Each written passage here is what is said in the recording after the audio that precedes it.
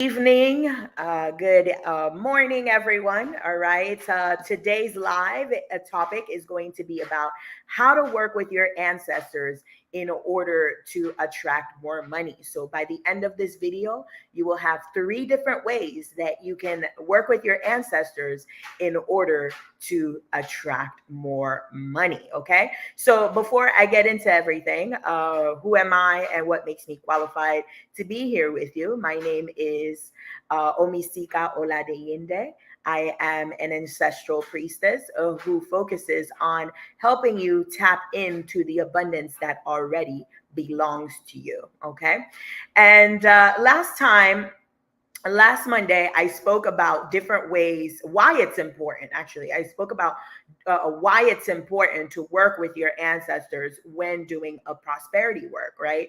We talked about how a lot of times we tend to skip steps, right? We tend to try to work with with the Orisha, with the Loa, and with the saints, and all types of spirits, and then we wonder why we're not getting the results that we crave, right? And one of the leaks might be that you are skipping steps, that you are skipping to work with your ancestors. Okay, so now that I spoke to you last week about why it's important to work with your ancestors, this week we're going to talk about how to actually do that. So let's get right into it. Okay. So the first thing, and I'm going to make this very short and sweet. All right. So the first thing is working with your ancestors, right? Recognizing your ancestors that were successful in business, that were successful in managing their money, that were successful in managing abundance. All is one, Michelle Smith. Hello, everyone. All is one. Okay. And so a lot of times, right, we tend to associate our ancestors with struggle, with poverty, with slavery, although that is a part of our ancestors' story. But slavery is only, I mean, the reality and the repercussions of colonialism and slavery are only about 400 plus years. Now, in human years, that is a long time, right? Because the life expectancy for most humans, in today's world, if you look at today's statistics, is closer to 70s, maybe even pushing it 80s. Then you've got something serious going on, right? But most of the time, the human expectancy is about 70 years old. So looking at a period of 400 years seems so heavy. It seems like forever. But if you look at the big picture, all is one, Linda. Omifunde, all is one, right? When you look at the big picture, though, 400 years is only a speck of time when you're looking at the entire history of humanity itself. When you're looking at the entire history of our ancestors, there are some, how do I say this, branches, lacus, right? There are some ATRs that believe that our ancestors actually come from other planets, right? If you look at the Dogon tribe, they talk about extraterrestrials, people from beings from other planets. And so our ancestors go far back, even before the history of the earth, right? And so when we look at a period of 400 years, yes, 400 years of dealing with the repercussions of slavery and colonialism is a big part of our history. However, when you look at it in the grand scheme of things, it is only a speck of time, right? And so we have our ancestors did not always struggle with abundance, right? Some of our ancestors didn't struggle with abundance at all. Some of you are not born into poverty. Some of you are born into well-off, middle class. There's always improvement in handling abundance. There's always room for improvement, right? There's always areas of opportunity for handling abundance. All is one, priestess, all is one, right? However, it does not mean that we are necessarily, we have to be born in poverty or we have to be born in the struggle, right? And so, even if you were, right? Even if you were born in poverty, even if you were born in the struggle, that is only a small speck of time within your entire bloodline's history. Because prior to colonialism, prior to slavery, our ancestors were running their own governments, were running their own universities, had their own businesses, had their own commerce. I mean, the concept of commerce and trade is as old as human history itself, right? I remember when I went to Mexico City. about 2 years ago, I lived in Mexico City for about a month. Okay, I was a digital nomad. I picked a different country, a different space to live in for an entire month every single month, right? And I was living in Mexico City, and we did a tour. And in the middle of Mexico City, there are ruins from pyramids from the Aztec Indians, right? But from the indigenous people. I'm sorry, I keep saying Indian because that's how I learned it. But I want to be correct. I was being politically incorrect, right? So the Aztecs, I'm just going to call them the Aztecs and call it a day, right?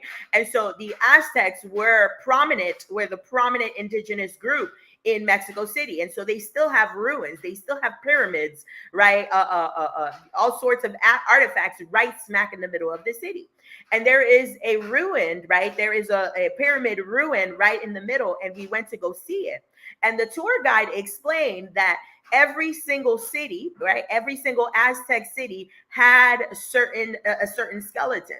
One of them was a meditation garden, right? They had a garden. It was a wellness garden. This is where you would go and meditate and connect with the higher power, right? And get healing, energetic healing.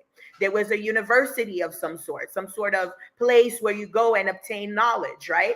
And then guess what? There was always some sort of marketplace. Why did I go off on that whole tangent? To show you that even if we go back to thousands of years, right? Both our ancestors from the Americas and our ancestors in Africa and our ancestors in Europe, our ancestors from all over the world always had some sort of relationship with a marketplace, with abundance, with the flow of money, with the flow of energy, whether that was through business, whether that was through trade, whether that was through investments. Type in a one if you're picking up what I'm putting down. Hi, Janelle. I see you watching on Facebook. How you doing, Queen? All right. Type in a one in the chat if you're picking up what I'm putting down, right? Type in a zero if I lost you. And so when we're working with our ancestors, right, how to work with your ancestors to attract more money, the first thing we need to do is acknowledge the ancestors that are in our bloodline that had an amazing relationship with money. Type in a 7 if you're with me, right? Okay. I had a priestess typed in a 1, all right? We have Greenhouse Eats typed in a 1, okay? Beautiful, right? I got a couple of 1s there, okay? And then also, so the second part of this is tapping into your ancestors that had an amazing relationship with money, that had a healthy relationship with money, right? Tap into your ancestors that were amazing business owners. Tap into your ancestors that were amazing stewards of money. Tap into your ancestors that were amazing investors. Tap into your ancestors that were amazing people at trade, right? Type in a 7 if you're with me, right? We love to think that we come from poverty. We love to think that we come from the struggle, right? The United States educational system did a good job of helping us identify ourselves with just slavery, when in reality, that is not our reality. We had thousands of years of being of not being slaves, right? Thousands of years of being business owners, thousands of years of being very successful in our careers, whether that it was scientists, attorneys, physicians, right? Priests, priestesses, right? We had all sorts of different careers, different experiences around money and abundance. And so we have ancestors who were millionaires, multimillionaires before being a millionaire was a thing, right? Even though it may not have been millions of dollars that they made, but if you convert the amount of money that they were making at the time and you convert it to today's dollars, it will equal millions, and some of them even billions, right? And so I invite you to recognize the abundance that's already within you. And also I invite you to recognize your ancestors, the abundance that already exists within your bloodline. Type in a 7 if you're with me, all right? So that's step number 1, all right? So let's keep going. Any questions on that before I go on to the second thing? The second thing is going to be crafting your prayers to be specific, okay? And this is something that we talk about in a lot of my classes. We're also going to talk about this in my upcoming class. Let me put it in the comments here. I came prepared today, all right? I came prepared.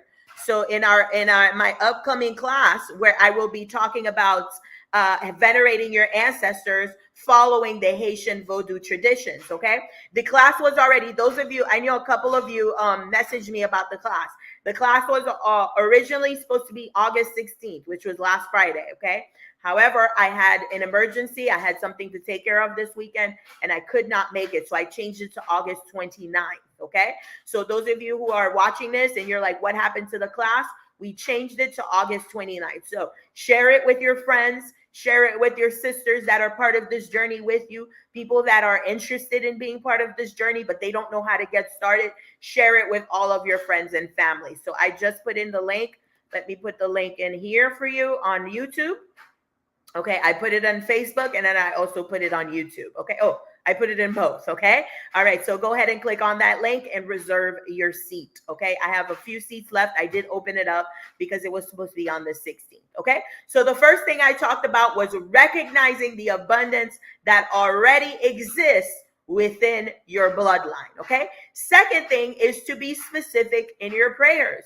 A lot of times we go and we craft these prayers and we just ask for general things, right? We don't want to be too greedy or we don't want to ask for too much, right? When in reality, your ancestors are telling you, right? Why aren't you asking for more? Like, I want to help you, baby girl. I love you, baby girl. I want to see you do good, but I need you to ask me for more. And a lot of times we are the ones holding ourselves back and not asking for enough. I'm going to tell you a story. So one of my mentors, right? One of my mentors, he works with Tony Robbins, okay? And he explained the story that Tony Robbins tells all the time. And if you guys know about Tony Robbins, right? He's this white man who is big on, self-development, believing in yourself, right? He's a very, very famous life coach, okay? And so he's all about mindset, right? Subconscious beliefs, all of that. If you guys know who Tony Robbins is, okay? And so my mentor had a similar story to what Tony Robbins always tells his clients, right? And I'm going to share this story with you. So my mentor, right, he's a multi-millionaire, and he speaks about, Jamea, I see that you just signed up. nice to see you. If you haven't signed up, go ahead and sign up, guys. Here is the link again. All right, I'm putting it again. Go ahead and sign up. So let me go back to the story, okay? So my mentor tells us a story of how he was at Moe's. I think he was at some taco place, right? Him and his family, they're enjoying some tacos. And in comes this homeless woman, right? She comes in and she's asking for money, right? She's asking for help. So she goes to my mentor and she asks my mentor, she says, sir, please, can you spare some change so I can get something to eat? And so my mentor, he's sitting down with his family. He's like, yeah, we're in a taco place, right? Tell me what you want. And then she says, oh, I'm not really hungry. I just want something to drink. And then he was like, are you sure that's all you want? You just want something to drink? And she was like, well, to be honest with you, I would love a whole pack of Coca-Cola. I'm craving Coca-Cola. I would love a pack of Coca-Cola. So my mentor finishes up his tacos with his family, and then he goes next door to Publix because there's a Publix next door. So he goes to Publix and then he buys her a whole thing of Coca-Cola. And he said to her, are you sure that's all you want? And she said, yes, that's all I want. And so he buys her a pack of Coca-Cola. What is wrong with this story? Talk to me in the chat. Those of you who are paying attention to the story. I know some of you just came in, right? What is the problem in this story? So those of you who are just coming in, I'm just going to repeat it a little bit while you guys are typing, right? The homeless woman comes in and she's asking for help. She asked for some change, right? Then she was offered, hey, we could buy you anything you want on the menu. What would you like? Then she says, you know what? I'm not really hungry, so I'll just get something to drink. And so she was offered something to drink. And then she was asked, are you sure this is all that you want? And she said, well, you know what? Now come to think of it, I actually would love a pack of Coca-Cola, right? What is wrong with the picture? Talk to me in the chat. What is the problem with the picture? Let's see what everybody has to say. All right. Priestess Angelique Bay says, I wish I could get you on, right? To unmute you and tell me more, right? She limited her blessings. Can everybody agree with that? Type in an 8 in the chat if you agree with that, right? Some of us are limiting our blessings within our prayers, right? Some of us are playing the role of the homeless woman. Instead of telling our ancestors, God, right, Yeshua ben Joseph, right, Oludumare, Yeye Oshun, whoever you are commanding, whoever you're asking, right? Whoever it is on the other side of your ask, whether that's your ancestors, whether you're praying directly to God, right? Whoever it is that you're crafting this prayer for, we are playing the role of the homeless women. We are only asking for something to drink when we are offered. Not only could she have eaten anything from the menu at the taco place, but that she had a second chance to go to Publix where there's even more variety to eat, right? At Moe's, at the taco place, you might say, well, maybe she doesn't like tacos or maybe she doesn't like Mexican. Okay, great. I'll give you that benefit of the doubt. All right, we just got another person. All right. It looks like Omi Funde or someone. I think it said Linda. All right. I just saw you sign up. Okay. Congratulations. Again, August 29th. Okay, guys. I know I kind of messed up a little bit. I told y'all August 16th, but I had to change it. Okay. All right, cool. Okay, back to the story, right? Okay, maybe she didn't like tacos. Maybe tacos was not her thing. Okay, I give you the benefit of the doubt. But the second chance was even more abundance. There's even more variety at Publix. She could have asked for a whole month worth of groceries, right? She could have asked for a plethora of things, but all she asked for was Coke. There's a second thing that's wrong with this picture, right? What else can you see is wrong with this picture? She limited her blessings. T. Ellen says an 8, right? Greenhouse Eats says an 8. Jamea Fulton says an 8, right? Definitely. What else was wrong with this picture? She limited her blessings. You guys agree with that, but there's something else that's wrong. What else did she do? What could she have done differently? Did anybody pay attention to what she asked for? Out of everything she could have asked for, she could have asked for fresh water. She could have asked for fresh coconut water. It's got all the electrolytes in the world, right? She could have asked for some fruits. She could have asked for some vegetables, right? But she asked for Coca-Cola. She asked for pure poison. Do you guys recognize that? Not only did she limit her blessings, but she asked for pure poison. How many of us are asking for pure poison in our prayers and we're not even realizing it, right? Kat, what do you mean? There's no way I'm asking for pure poison. Yes, you are asking for pure poison. If you've ever been in a situation where you need money badly and you're asking your ancestors to fix it, you're asking for poison. If you've ever been in a situation where you're about to get evicted and now you're trying to rob Peter to pay Paul because you don't want to get evicted, you're asking for poison. If you're asking for, quick money, so I'm going to put in this quick money and I want a quick flip and I just want money to come out of the sky, you're asking for poison. Why? Why is that poison? Because you are enabling yourself. Why not ask for the ability for this to no longer to ever be a problem for me? Why not ask for the discernment and the discipline to no longer have to go through this? Why not ask for the discipline to be better stewards of my money? Type in a 7 if you're with me. All right. And so the number one thing is recognizing the abundance that is already present in your bloodline. Number 2 is being specific in your prayers. Type in a 9 if you're with me. Right? Being specific in your prayers. Ask for what you want. I want to have 3 months worth of my bank statements. 3 months worth of my expenses saved. If my expenses are $3,000, ancestors, I'm asking you to have $10,000 saved or $9,000 saved. I'm asking to be an entire month ahead of all of my bills so that my bills no longer give me anxiety. That's how you be specific. I'm asking for my credit score to go from the low 400s to the high 500s. I'm asking to put the right people in place so that I can get my credit in check. I'm asking to put the right people in my path so that I can get started on my home buying process. I'm asking to stop being a renter and to start being an owner. I'm asking to help me buy this land. I'm asking to help me make an extra $25,000 a year. I'm asking to be able to live in a better zip code. I'm asking to be able to drive a better car. Type in a 9 if you're with me. I'm preaching again.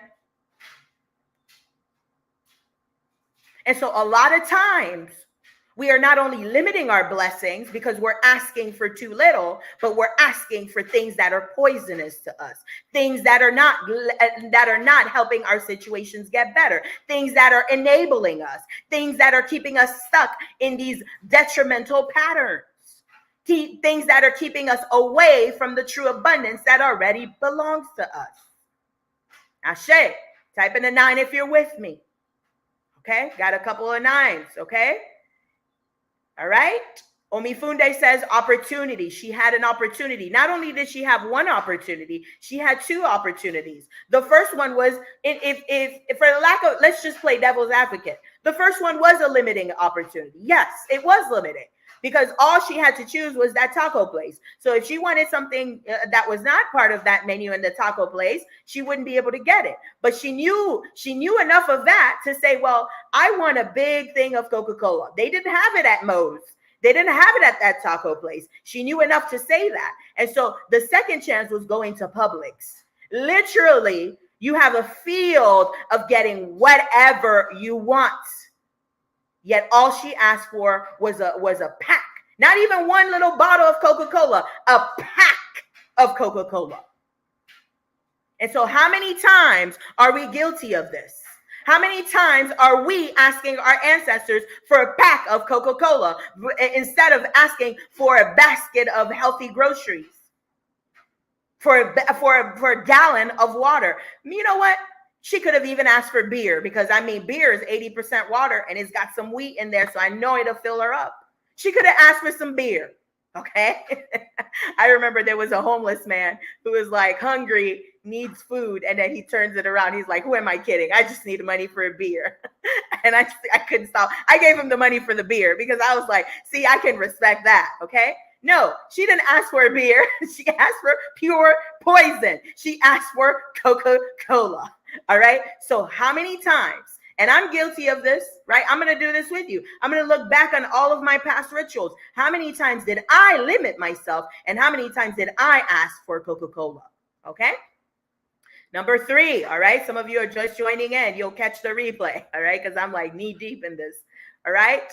Number 3 is being intentional, right? With being intentional with your offers. Okay. With your offerings. Yes, you want to be intentional with your prayers, but we also want to be intentional with our offerings. Talk to me in the chat. What are some offerings that you can place on your ancestor altar in order to tap into the abundance that already exists in your bloodline?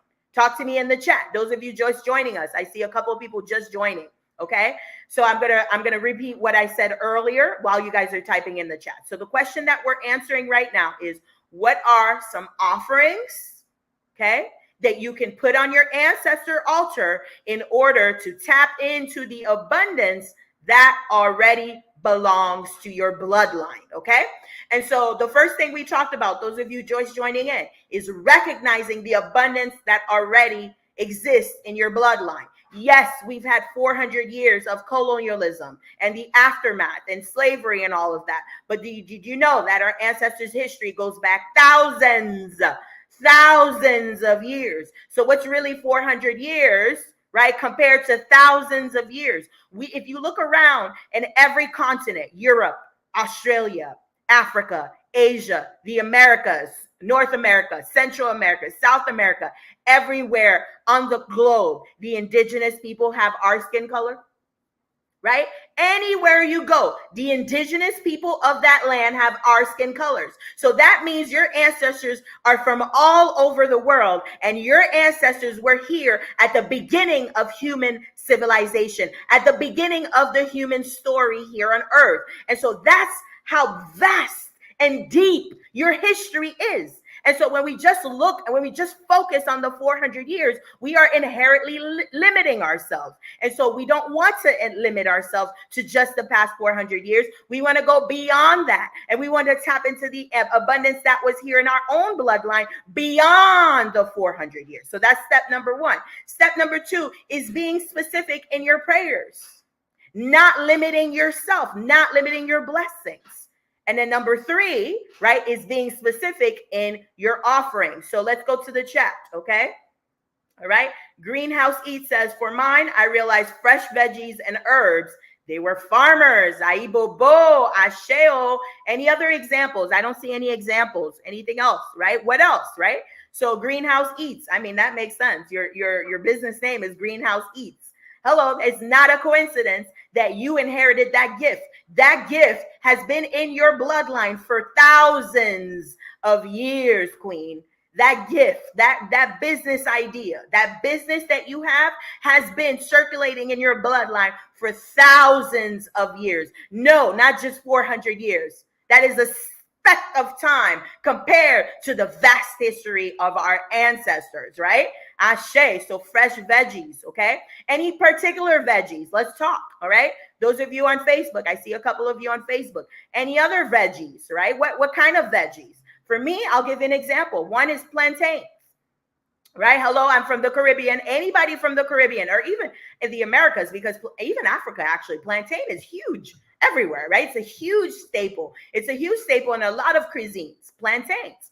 And there's so many things, and it's in the banana family. So yes, everything, the small bananas, the big bananas, the thick plantains, the smaller ones, the yellow ones, the green ones, any of those, right? The significance of it is pure abundance. The starch that's in the plantains, the seeds that's inside of the plantains. Real plantains have seeds in them. And so real bananas have seeds in them as well, right? And so all of the different functions of the plantain, all of the different functions of the banana, the skin itself, the fibers within the banana. You can make earrings out of banana fiber. You can make an entire chair out of banana fiber, right? And so what else? What are some examples, right? Jamea says black rice. Ashe, Queen. Aibobo.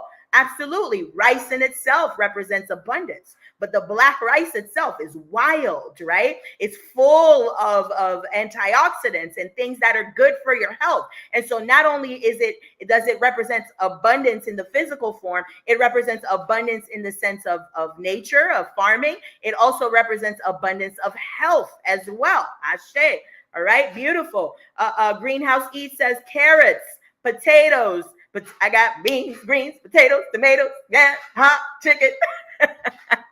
That came up. Yes, that whole song. I like beans, greens, potatoes, beans, greens, potatoes. Yes. So if you're ever stumped about offerings, proper offerings for tapping into the abundance that already exists in your bloodline, just think of that song: beans, greens, potatoes, tomatoes. Right? All of that jazz. Yes, absolutely. Carrots, potatoes, tomatoes, and sweet potatoes. Ashe, Queen. All right. Anybody else? Okay. So those of you who just joined us, so that's about it. I'm going to wrap things up. All right. How to attract more money by working with your ancestors. Number one, recognizing that the history of your ancestors goes beyond 400 years. Yes, we are not ignoring the past 400 years. We are not ignoring the effects that colonialism had on the history of our bloodline. We are not ignoring everything that our ancestors went through. We are also acknowledging that our ancestors have history that goes back thousands, hundreds of thousands of years. And so when we look at 400 years of slavery, it is only a speck of time. And so when we focus, all we do is focus on the last 400 years, we are limiting ourselves. We are limiting our concept of abundance. We are limiting our access to abundance. And so I invite you to recognize the abundance that has lived inside of your bloodline. No, not just mine, yours. Yours, Greenhouse Eats. Yours, Omifunde. Yours, Jamea. Yours, Janelle. Yours, Marie. All of you who are watching. The abundance that already exists within your bloodline prior to the 400 years of slavery and all its repercussions, right? Number two, being specific with your prayers. We talked about the homeless women who asked for a pack of Coke. when she could have asked for an entire cart of groceries that could have lasted her for a month. So I want you to ask yourself, how many times have I asked for just a pack of Coke? All right. And number 3, we talked about different offerings that can help you tap in to the abundance that already exists in your bloodline, right? And so some of the examples were beans, greens, potatoes, tomatoes, right? Seeds, palm oil. Oh, I just saw this one. Yes, seeds, palm oil, coconut, right? The water in the coconut. Ashe, queen, ashe. All right. Are you coming to the class, by the way? All right. I hope I see you in the class. I'd love to have you. I'm going to put the link one more time for you guys. I put it in the comments. Okay.